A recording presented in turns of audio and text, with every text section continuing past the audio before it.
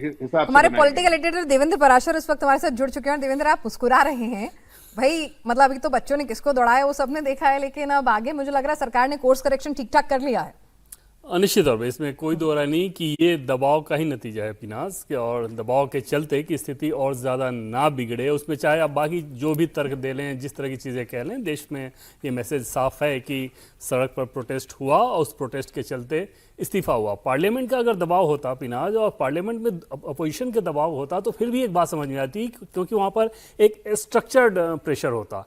जंतर मंतर पर जो लोग प्रोटेस्ट कर रहे थे, और जैसे इसी वीडियो आप देख रही होंगी, और जिस प्रकार की गाली गलौज वाली भाषा का इस्तेमाल हो रहा है और जो चीज़ें की जा रही है, उस दबाव के चलते अगर ऐसे इस्तीफा होने लगे तो फिर तो जैसा कि वो लोग अनाउंस कर भी रहे हैं कि ये तो शुरुआत है, तो निश्चित तौर पे एक बड़ा सवालिया निशान ज़रूर था ऐसे फैसले के पीछे कि क्या ये करना है। लेकिन सरकार की मंशा शायद ये रही होगी कि क्योंकि यूथ हर घर में रहता है, और उस लिहाज से जंतर मंतर पे प्रोटेस्ट चाहे जिस मकसद से भी किया जा रहा हो, जो लोग भी कर रहे हो, लेकिन उस प्रोटेस्ट से ऐसा ना हो कि देश के घरों के छात्र अपने आप को सीधे कनेक्ट करने, उनको ये लगे कि छात्रों के ऊपर ये सरकार अत्याचार कर रही है, और वो चीज़ फिर बहुत ज़्यादा ख़राब हो जाती। तो उस खराब स्थिति से बचने के लिए इस काम को किया गया है, ऐसा समझ में आ रहा है। बिल्कुल, तो नैतिकता, नियत और तमाम चीजें जो हैं उनका हवाला जो है सामने जरूर रखा जाएगा, लेकिन दबाव था इससे कोई इनकार नहीं किया जा सकता। और सीधे सीधे ये बीजेपी की खासियत भी है कि अपना कोर्स करेक्शन जो है वो तुरंत कर लेते हैं जब पता है कि भाई अब मामला हाथ से निकल रहा है। तो बड़प्पन इसी में है कि हमारा वोट बैंक जो है हमारे साथ ही इंटैक्ट रहे, क्योंकि अगर आप इतिहास के पन्ने खंगालेंगे तो जो ये यूथ वोट बैंक है उसकी पहली चॉइस जो है वो नेचुरली एनडीए, बीजेपी और प्रधानमंत्री मोदी रहे हैं। तो वो नहीं चाहेंगे कि वोट बैंक नाराज हो और इनसे एसोसिएटेड फैमिलीज नाराज हो। डॉक्टर अजीम खान साहब, भाई बतौर विपक्ष सदन में तो आप दबाव बना नहीं पाए, आप लोग सोशल मीडिया तक ही रह गए, सड़कों पर आप उतर नहीं पाए। जो काम आप लोगों का करना था वो छात्रों ने किया, और अब ये मौका भी सरकार ने आपसे छीन लिया क्रेडिट वाला, तो अब क्या करेंगे आप? देखिए पिनाक जी, आपने कहा मौका भी छीन लिया। एक बात आप जानिए, ये मौका नहीं छीना, ये जो अहंकार था, इस अहंकार को देश के युवाओं ने और देश की भावनाओं ने झुका दिया। इस बात को समझिए। अब इसको ये मास्टर स्ट्रोक बोले या ये पता नहीं कौन कौन सी संज्ञा दे।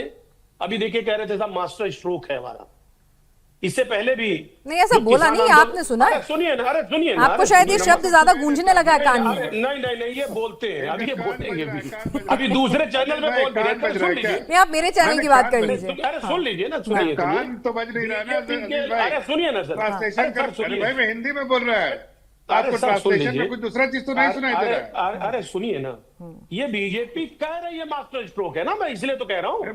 मैं हिंदी में बात कर रहा था। अरे सर सुन लीजिए, हर असफलता, मैं कह रहा हूँ कि मैं हिंदी में बात कर रहा था, आपको क्या दिख रहा है? ठीक है जफर साहब, उस पर उनसे बात हो गई, अब जरा आगे कर लें, थोड़ा कंफ्यूज हो गए होंगे, कहाँ सुनकर आए? बहुत कंफ्यूज है, यही तो है बीजेपी। ठीक है सर, कंफ्यूजन तो आपने भी 30 दिन का वक्त लिया, ऐसे मत करिए, कंफ्यूज तो आप भी हैं। जरा आज इनका दिन है, बोल लेने दीजिए। नहीं कोई दिन नहीं है। इसका कैसे दिन है ये बिना जी, ये यहाँ पर ऑब्जेक्शन है। अच्छा कैसे दिन है? ठीक है भाई, आपकी सरकार थोड़ा सा बैकफुट में आई है, विपक्ष इसमें खुश नहीं होगा तो कैसे होगा? जफर साहब, कैसे उन्हें खुश होने के मौके आप लोग कम ही देते हैं ना? मैं तो यही कह रही हूँ, उनको आप खुश होने के मौके कम ही देते हैं, जरा खुश हो लेंगे आज ये।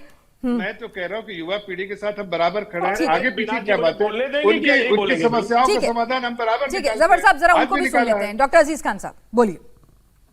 देखिए पिनाक जी, ऐसा है, अब जाहिर सी बात है जफर जी बोलेंगे और बोलना भी चाहिए।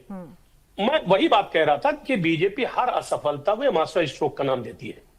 और एक बात आप जानिए, जो कुछ हुआ इतने 1-1.5 महीने के अंदर, जिस तरह छात्रों के साथ बर्बरता हुई, उनके साथ नाइंसाफी हुई, उनको मारा गया, काटा गया, क्या नहीं हुआ, हमारी जो बच्चियां थी उनके साथ किस तरह हरकत किया गया।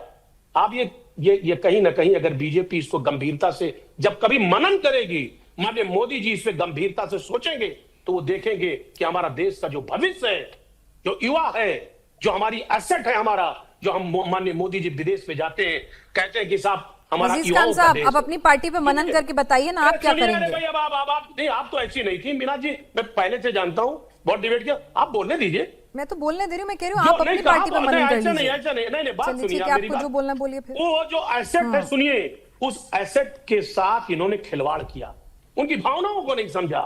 आप देखिए ना कि किस तरह बच्चे जो तैयारी करते हैं, पेपर लीक हो जाता है, कितने मुसीबत से वो पैसा उनके माँ बाप देते हैं और किस तरीके से दिक्कतें पैदा होती है। एक बात